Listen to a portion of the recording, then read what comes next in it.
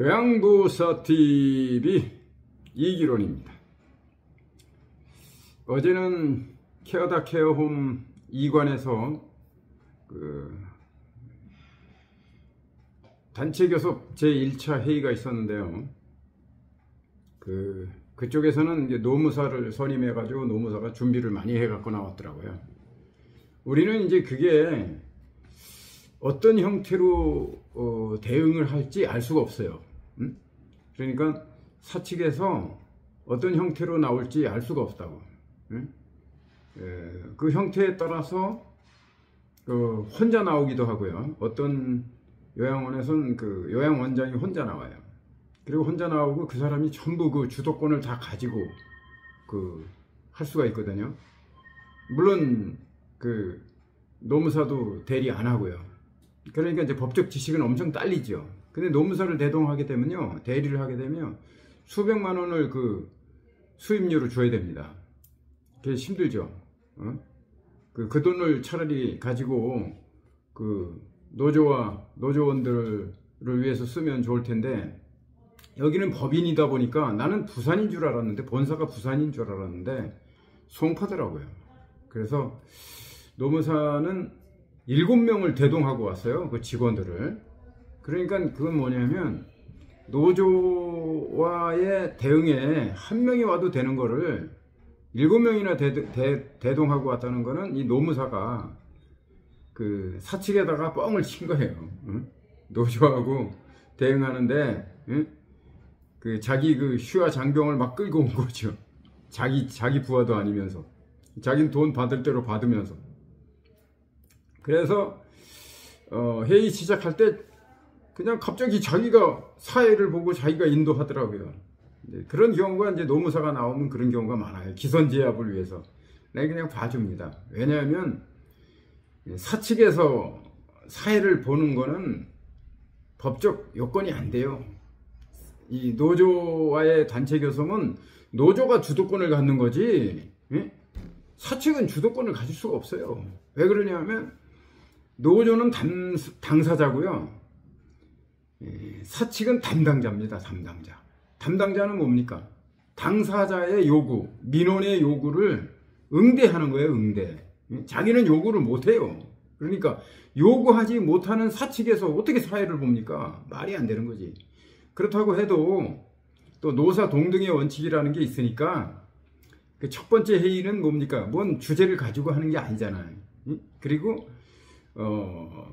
노조의 교섭안 설명, 그거에 앞서서 상견례, 참석한 사람들의 이제 소개하는 거죠. 노조 간부를 소개하는 거죠. 노조 간부. 그러니까 노조가 온 거지 근로자가 온 게 아니에요. 요양보호사가 온 게 아니에요. 거기 케어다 케어홈에 요양보호사가 6명이 있지만 6명이 와서 자기들의 문제를 해결해 달라고 성토하는 장이 아니에요. 노조는 그거를 의사를 받아들여서 그걸 가지고 단체 교섭안에 반영을 해가지고 그걸 타결을 보는데, 노조가 하는 건 첫째는 임금 교섭입니다. 임금을 얼마나 인상할 것인가, 그리고 근로조건의 상승, 이런 것들을 이제 노조원들의 얘기를 듣고 교섭안으로 이제 제시를 하는 거죠. 그렇게 해서 하게 되는데, 이제 그냥 노무사가 주도하길래 그냥 놔뒀어요. 왜냐하면 상견례야 뭐 누가 해도 상관없는 거고, 어차피 우리는 이제 다음 회의에서 우리의 노조 안을 가지고 이제 하나씩 할 때는 이제 제가 해야죠. 이제 그렇게 해서 그쪽에서는 이제 노무사가 위임장을 받아가지고 거기 케어다 케어홈에 무슨 간부 한 사람하고 또 몇 사람이 이렇게 나오고요. 그리고 뒤에 막 7명을 포진해 놨더라고. 노조가 무섭긴 무서운 모양이에요. 그러니까 휴화 장병들을 엄청 데리고 왔더라고요. 그럴 필요가 하나도 없어요. 회의록 작성하는 거 그냥 녹음기 하나 틀어놓으면 되는 거고, 실제로 회의록을 작성할 때 안건이 타결되지 않으면 별 의미 없는 얘기를 거기다가 적어 놔봤대서 소용없는 거고요. 이렇게 해서 우리가 1차 회의를 진행하면서 노조에서 요구하는 게 있어요. 노조에서 요구하는 건 2가지인데요. 그 2만 원의 노조비 그거를 원천 징수해서 급여 명세서에 노제비라고 기록하고 2만 원이라고 쓰고 노도 통장으로 2만 원을 보내는 겁니다. 우리 그 노조원들 6명에 대해서 12만 원을 보내는 거죠. 이거는요 전국의 어느 노동조합이나 똑같아요. 공무원 노조도 마찬가지고 민주노총도 마찬가지고요. 사측에다가 요구해서 이거는 무조건 관철시킵니다. 왜 무조건 관철시키냐? 지 돈 주는 게 아니잖아. 그리고 거기 나오는 노조원들이 다 동의서 썼잖아. 근데 왜 안 해줘? 말이 안 되는 거예요 이거. 이걸 관철해야 되는데 이렇게 노조원들하고 같이 가다 보면 노조원들은 급합니다. 그래갖고 자기들의 문제를 먼저 해결하려고 그래요. 근데 그러면 안 돼요. 이 노조원들의 문제는요, 노조원들의 요구는요, 그거는 그렇게 쉽게 타결되지 않습니다. 그렇지만 노조가 요구하는 거는 그거는 심부름만 하는 거잖아요. 그리고 다음 기일을 작성하는 거예요. 다음 기일. 2주 단위로 우리는 요구하는데 요번에는 한 달로 밀렸는데 밀렸으면서도 이제 이게 날짜가 특정이 안 됐어요. 근데 이제 그걸 내가 미리 미리 얘기 못한 잘못도 있지만 노조원들은 노조가 요구하는 거가 지지멸멸하고 이게 타결이 안 되니까 자기들 의견을 못 내니까 노조가 뭐 그런 아주 자질구레한 거 가지고 얘기하느냐 이제 이런 형태로 해서 자기들이 돈을 낼 테니까 노조 사무실에서 하지 말고 자기들한테 와라. 이거 맥이 팍 빠져버리는 거죠. 네? 그래서 뭐 전에도 한번 그런 일이 있었는데 이런 일은 이렇게 많지는 않았어요. 같이 노조에 거기 근무하는 근로자를 요양보호사를 같이 참여하게 할 때 생기는 폐단이기도 해요. 그렇게 되면 내가 그래서 몇 번 경고를 했어요. 앞으로는 여기에 근로하는 근로자들 참여 안 시키겠다. 왜냐하면 이건 노조의 권한이지 근로자의 권한이 아니라니까. 단체 교섭권은요 노조의 권한입니다. 내가 사인하면 하는 거예요. 네? 위원장이 사인하면 끝나는 거라니까요. 위원장 권한이라니까요. 네? 위원장이 다 하는 거예요. 이거는 위원장의 권한이에요. 그런데 참여를 시키는 거는 어떻게 하는지 공부하는 의미도 있고 또 노조위원장이 자기 맛대로 하는 거는 안 되잖아요. 네? 혼자 가면 내 멋대로 할 수 있잖아요. 그러니까 다른 사람도 참여해서 나도 견제를 받는 건데 또 그러다 보면 이런 폐단도 생기더라.